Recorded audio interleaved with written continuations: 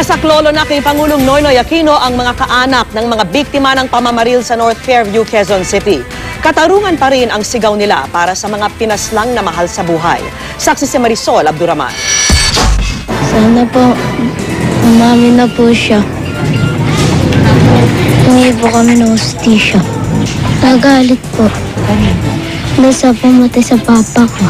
Bakit? Kasi hindi na po namin siya makikita. Sa gitna ng pangungulila sa amang hindi na kailanman yayakap muli sa kanya, ito ang hiling ng 11 taong gulang pa lang na si Lance. Isa ang ama niya sa 4 na patay sa magkakasunod na pamamaril sa magkakalapit na lugar sa North Fairview, Quezon City itong linggo. Bukod sa pangamba sa magiging bukas nila sa pagkawala ng ama, nag-aalala siya para sa 2 nakababatang kapatid na walang kamuang-muwang sa mga nangyari. Sana pa, buhay ka pa, Papa. Hirap ding tanggapin ng nabiyudang si Judy na ang pagpunta lang sana sa bulo ng hipag ng mister na si Gilmore Gabronino, mauuwi pala sa sarili nitong pagkamatay.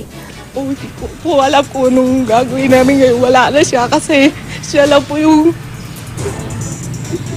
kasi yung nabubuhay sa amin eh. May special child pa po siya. Kay Mr. President, sana bigyan niya po, sana gawan niya, bilisan niya pong paghanap ng hustisya sa amin. Hindi lang sa asawa ko, kundi sa iba. 2 anak naman ang naulila ng unang biktima na si Rodelo de la Cruz na pauwi na raw sana ng pagbabarilin. Hustisya lang kailangan ko talaga may bigay sa pamangkin ko kasi may 2 anak na maliliit pa. Tapos bigla lang siyang pinatay na walang kalaban-laban. Ang isa pang biktima na si Angeles Oliva naman, bumibili lang ng gamot para sa may sakit na ama ng pagbabarilin din. Ang oras po na 1 a.m. po na madaling araw, sinumpong po ng hika yung father niya.